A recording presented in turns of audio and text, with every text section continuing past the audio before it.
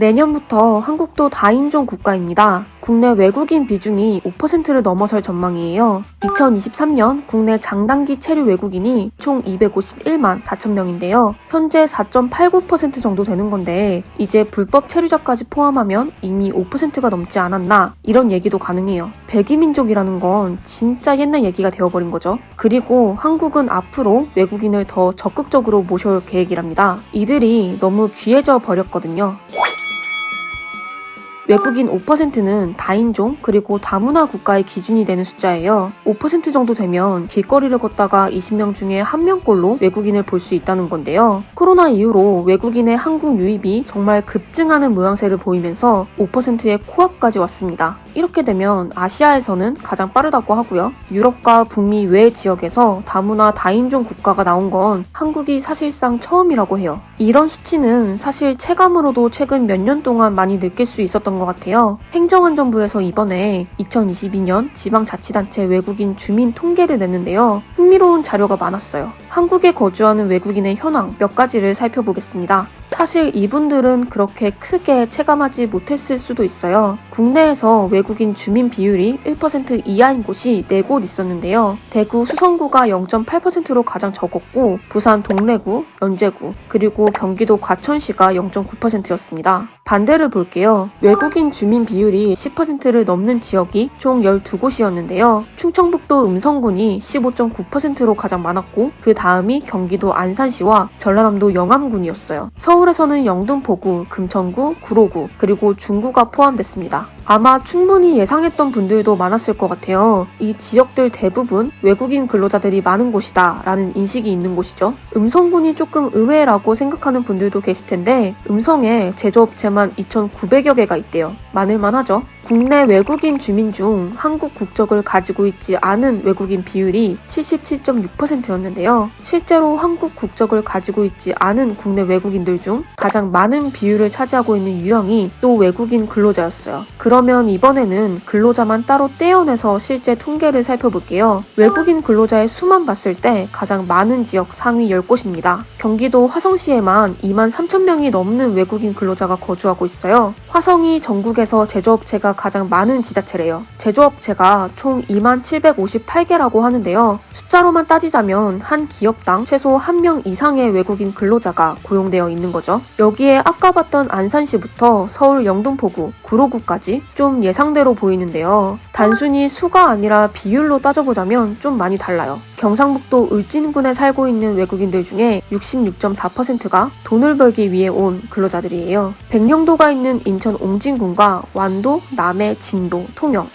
느낌이 딱 오네요. 바닷일 하시는 분들이겠죠? 결국 이 외국인 근로자를 놓고 봤을 때 가장 많이 나오는 말 중 하나가 젊은 한국인 중에 누가 배타겠냐 이런 얘기들인 것 같아요. 2020년부터 3년간 농림어업에 종사하는 인력을 연령별로 살펴보면요. 아니 이렇게 힘든 일에 60대 이상이 대부분이에요. 강원도 고성군의 한 어선에서는 막내가 환갑이라고 합니다. 일손이 턱없이 부족한 이런 농촌과 어촌 지역에서 외국인 근로자들은 없으면 안 될 존재들이 될 수밖에 없는 거죠. 외국인 근로자들이 귀한 이유는 단순하게 말하면 젊은 인력이라서 라고 할 수 있을 것 같아요. 외국인 근로자의 연령별 현황을 보면 30대가 38.9%로 가장 많았고요. 20대까지 합하면 무려 거의 70%예요. 이렇게 귀한 인력인데 요즘은 젊은 한국인뿐만 아니라 외국인까지 부족한 상황이라고 합니다. 아니 외국인이 5%나 돼서 아시아 최초로 다인종 국가가 된다느니 어쩐다느니 그랬으면서 또 부족한 상황이라는 게 무슨 말일까요? 국내 외국인 취업자의 상당수는 고용 허가제로 한국에 들어옵니다. 2004년에 도입된 제도인데요. 국내에서 구인난을 겪는 중소기업들이 외국인을 고용할 수 있도록 비전문 취업 비자를 발급해주는 거예요. 업무 협약을 맺은 16개 국가에서만 이 나인 비자를 발급받아서 올 수 있는데요. 비자를 한 번 발급받으면 한국에서 4년 10개월을 일할 수 있어요. 더 일하고 싶어도 반드시 본국으로 돌아간 다음에 비자 문제를 해결하고 재입국 절차를 밟아야 합니다. 근데 재입국을 시도해도 현지에서 경쟁이 치열한가 봐요. 실패하는 경우도 많대요.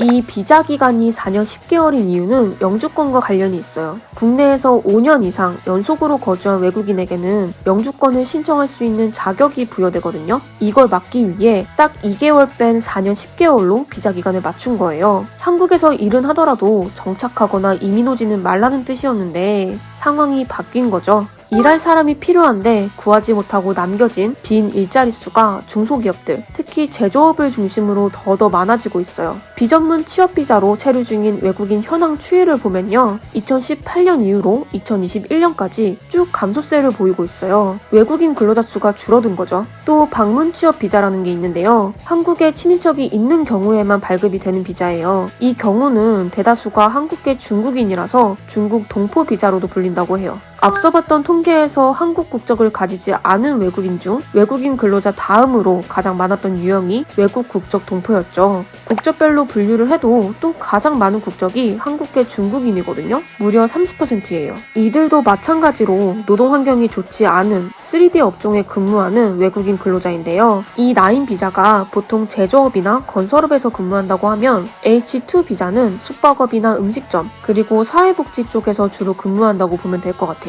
H2 취업자의 입국 현황을 보면 정말이지 급감했어요. 2019년만 해도 25만 명이 입국했는데 2022년에는 3만 명도 안 돼요. 코로나 이후로 한국에 돌아오질 않았대요. 갑자기 90%가 날아갔는데 한국엔 당연히 일자리 공백이 생겼겠죠. 한국인들이 하지 않는 힘든 일을 도맡아 했던 외국인 근로자들이지만 이들도 이제 힘든 일은 기피하려는 경향을 보이고 있대요. 한국이 인력난을 겪고 있는 걸 본인들도 잘 아니까 아쉬움 없이 더 많은 돈을 주는 곳, 그리고 좀 더 일이 쉬운 곳으로 쉽게 이동할 수 있겠죠. 이 나인 비자는 사전에 사업장과 매칭된 후 입국을 하게 되는 터라 원칙적으로는 사업장 변경이 불가능하거든요. 예외 사항들 중 하나가 사업장 대표가 근로계약 해지에 동의했을 경우인데 중소기업 500곳 중 68%가 계약 해지를 요구받은 적이 있다고 합니다. 계약 해지 사유 중에서 가장 많았던 게 친구 등과 함께 근무하고 싶어서였대요. 2020년 이후 입국한 이 나인 비자 근로자 중 1년 안에 첫 근무지를 그만둔 인원이 28.7%에 달한다고 합니다. 석 달 안에 그만둔 근로자도 8.4%였대요. 외국인 근로자가 떠난 자리는 60대 이상의 노인 인력이 채우고 있어요. 올해 3, 4분기 60세 이상 취업자가 642만 명입니다.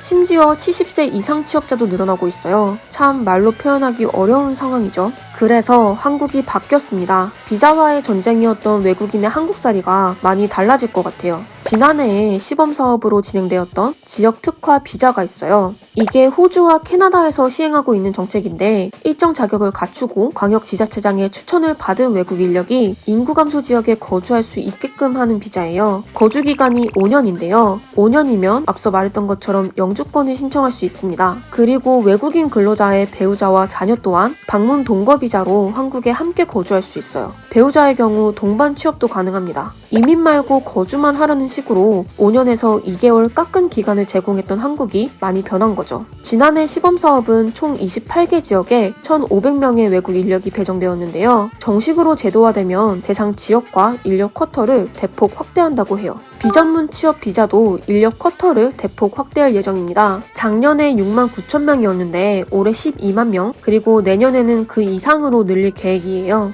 원래 이 나인 비자는 허용 업종이 제조업, 건설업, 농축산업, 어업 등으로 제한되어 있었는데 업종도 늘어난다고 합니다. 음식점 같은 외식 업계에서 일할 수 있는 비자는 방문 동포 비자와 유학 비자뿐이었거든요. 이제 이 나인 비자도 음식점 취업이 가능해졌어요. 중국 동포들의 빈자리를 채우려는 목적이겠죠. 또 이나인 비자를 받을 수 있는 나라도 확대될 조짐이 보이는 것 같아요. 국가 간의 합의가 필요한 부분이라 신중한 자세를 취하고 있다고 얘기하는데 인도와 리투아니아 같은 나라들이 거론되고 있어요. 인도는 세계 인구 1위에다가 제조업도 발달한 국가니까 업계에선 좋은 인력이 많이 들어오지 않을까 기대하고 있는 것 같아요. 일손 부족과 인구 소멸을 막을 수 있는 방법은 현재로선 이민 정책이 거의 유일하다고 볼 수 있을 텐데요. 이건 비단 우리나라만의 문제는 아니라 많은 국가들이 겪고 있는 현실이에요. 하지만 외국인 유입부터 그 후의 모습까지 전반적으로 한국의 준비가 잘 되어 있나 라고 묻는다면 고민이 되는 것도 사실이죠.